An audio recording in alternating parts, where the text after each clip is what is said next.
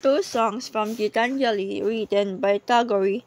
These poems express spiritual devotion, the beauty of nature, and the relationship between humanity and the divine, blending personal introspection with universal themes. Songs 2 and 7, the themes of longing, devotion, surrender, and the search for higher purpose stand out.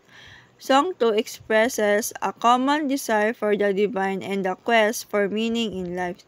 Song 7 focuses on the humility and letting go of personal ambition, urging a shift towards serving a greater purpose. This poem of songs highlight the balance between longing and acceptance. And Gitanjali, Tagore's songs 2 and 7 explore two sides of the spiritual journey.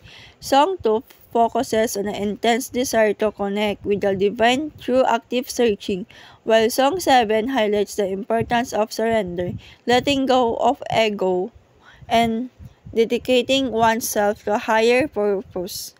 These songs show that spiritual growth is a balance between seeking passionately and humbly letting go.